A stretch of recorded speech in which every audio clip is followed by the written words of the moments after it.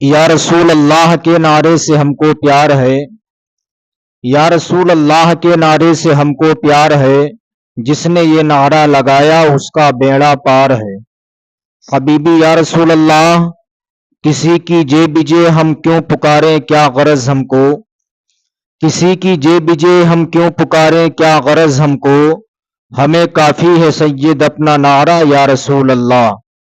حبیبی یا رسول اللہ، سنا ہے آپ ہر عاشق کے گھر تشریف لاتے ہیں، سنا ہے آپ ہر عاشق کے گھر تشریف لاتے ہیں، میرے گھر میں بھی ہو جائے چراغاں یا رسول اللہ صلی اللہ تعالی علیہ وسلم۔ حضرات، ایک مرتبہ شہنشاہ ایران کا جہاز دلدل میں پھنس گیا۔ شہنشاہ ایران نے ہزارہ کوششیں کی لیکن اس کا جہاز دلدل سے باہر نہیں نکلا۔ جب جہاز دلدل سے باہر نہ نکلا تو ایک دن وزیر آیا، آنے کے بعد کیا دیکھتا ہے کہ شہنشاہ ایران کے چہرے پر غم کے اثرات ہیں۔ شہنشاہ ایران کا چہرہ مغموم ہے، چہرے پر غم کی گھٹا چھائی ہے۔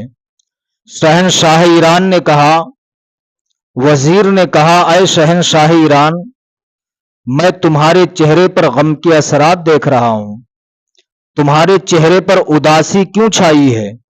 شہنشاہ ایران نے کہا، وزیر، بات یہ ہے کہ میرا جہاز دلدل میں پھنس گیا ہے، میں نے بہت کوششیں کی ہیں لیکن میرا جہاز دلدل سے باہر نہیں نکلا۔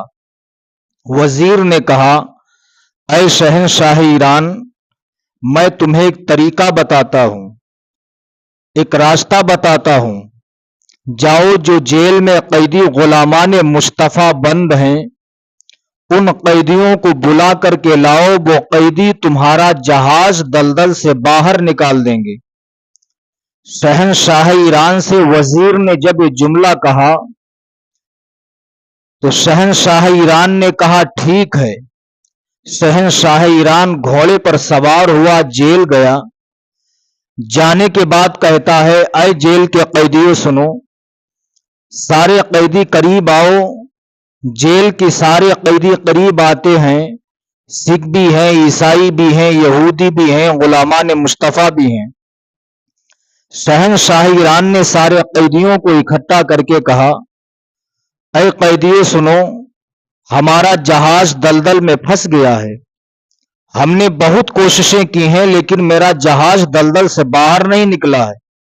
سنو، اگر تم نے ہمارا جہاز دلدل سے باہر نکال دیا تو ہم تمہیں قید سے رہائی دے دیں گے، تمہیں قید سے چھٹکارا مل جائے گا۔ شہنشاہ ایران کے کہنے سے جیل کے سارے قیدی، سکھ بھی ہیں، عیسائی بھی ہیں، یہودی بھی ہیں، غیر مسلم بھی ہیں، غلامان مصطفیٰ بھی ہیں، سب جاتے ہیں۔ جہاز کے قریب پہنچنے کے بعد پوری طاقت لگاتے ہیں، سارے طریقے استعمال کرتے ہیں لیکن جہاز پھر بھی دلدل سے باہر نہیں نکلا۔ جب جہاز دلدل سے باہر نہ نکلا پھر سارے قیدیوں کو جیل میں بند کر دیا جاتا ہے۔ دوسرے دن پھر وزیر آیا۔ وزیر نے پھر دیکھا کہ شہنشاہ ایران کے چہرے پر غم کے اثرات ہیں، غم کی گھٹا چھائی ہے۔ وزیر نے کہا، شہنشاہ ایران، تمہارا چہرہ اب بھی اداس ہے، اب بھی تمہارے چہرے پر غم کے اثرات ہیں، جو میں نے تم سے طریقہ بتایا تھا کیا تم نے آزمایا نہیں؟ شہنشاہ ایران نے کہا، وزیر، میں نے آزما لیا، جیل کے سارے قیدیوں کو میں بلا کر کے لے گیا، انہوں نے اپنی پوری طاقت کو لگایا لیکن میرا جہاز دلدل سے باہر نہ نکال سکے۔ وزیر نے کہا، شہنشاہ ایران، ہم نے تجھ سے جیل کے سارے قیدیوں کے بارے میں نہیں کہا تھا، صرف ان قیدیوں کے بارے میں کہا تھا جن کو مسلمان کہا جاتا ہے، جن کو غلامان مصطفیٰ کہا جاتا ہے۔ غلامان مصطفیٰ کے بارے میں کہا تھا کہ تم ان کو بلا کے لے جاتے، وہ تمہارا جہاز دلدل سے باہر نکال دیتے۔ وزیر نے اتنا کہا، شہنشاہ ایران نے کہا، وزیر، تو کیسی بات کرتا ہے؟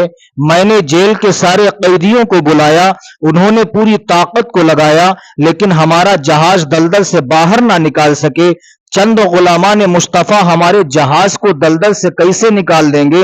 وزیر نے کہا تھا شہنشاہ ایران یہی تو بات سمجھنے کی ہے، تمہارا جہاز طاقت کی بنیاد پر نہیں نکلے گا، اگر تمہارا جہاز نکلے گا تو عشق مصطفیٰ کی بنیاد پر نکلے گا، رسول اللہ صلی اللہ علیہ وسلم کے عشق کی بنیاد پر نکلے گا۔ سبحان اللہ۔ جب اتنا وزیر نے کہنے کے بعد شہنشاہ ایران پھر جیل گیا۔ جانے کے بعد کہتا ہے اے مسلمانوں قریب آؤ، غلامان مصطفیٰ قریب آؤ۔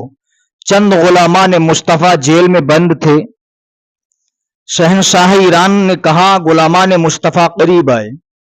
آنے کے بعد شہنشاہ ایران نے کہا اے غلامان مصطفیٰ سنو، ہم نے تمہاری بڑی تعریفیں سنی ہیں، میرے وزیر نے تمہارے بارے میں بہت کچھ بتایا ہے۔ سنو، ابھی تم سب گئے تھے، مل کر کے طاقت کو لگایا تھا، لیکن جہاز ہمارا دلدل سے نہیں نکال پائے تھے۔ اب وزیر کے کہنے سے دوبارہ پھر میں آ گیا ہوں۔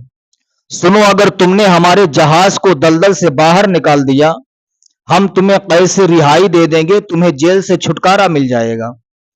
اتنا کہنے کے بعد غلامان مصطفیٰ کہتے ہیں شہنشاہ ایران، ہم تیرا جہاز تو دلدل سے نکال دیں گے، لیکن میری کچھ شرطیں ہیں۔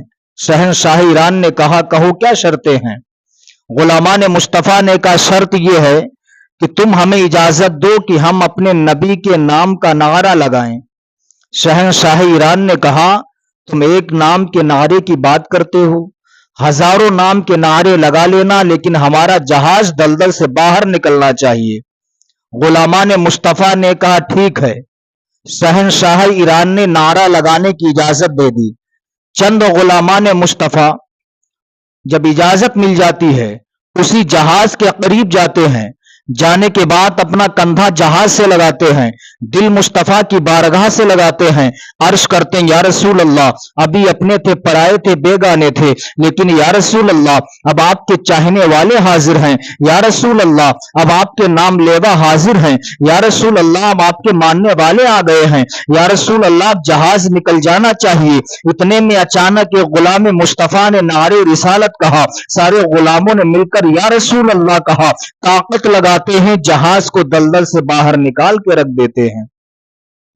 نبی کے نام کا نعرہ لگایا، جہاز کو دلدل سے نکال کے باہر رکھ دیا۔ وہاں کے عیسائیوں نے منظر دیکھا، وہاں کے غیر مسلموں نے منظر دیکھا، وہاں کے یہودیوں نے منظر دیکھا۔ اب وہ غیر مسلم مسلمانوں کے قریب آتے ہیں، آنے کے بعد کہتے ہیں اے غلامان مصطفیٰ سنو، ہم نے اپنی آنکھوں سے دیکھا ہے، تو مجھے کلمہ پڑھاؤ۔ غلامان مصطفیٰ نے کہا کلمہ کیوں پڑھایا جائے؟ ان غیر مسلموں نے کہا تھا اس لیے ہم نے اپنی آنکھوں سے دیکھا ہے، تم جس نبی کا کلمہ پڑھتے ہو، تم نے صرف اپنے نبی کے نام کا نعرہ لگایا ہے۔ جب تمہارے نبی کے نام میں اتنی طاقت ہے تو تمہارے نبی کے کلمے کی طاقت کا اندازہ کون لگا سکتا ہے؟ سبحان اللہ۔ اس لیے اسلامی بھائیوں، آقا کریم صلی اللہ تعالی علیہ وسلم سے سچی محبت کرو، نبی کا عشق اپنے دل میں پیدا کرو، نبی کا عشق اپنے دل میں بسا لو، انشاءاللہ دنیا میں بھی شاد رہو گے، مرنے کے بعد قبر میں بھی آباد ہو جاؤ گے۔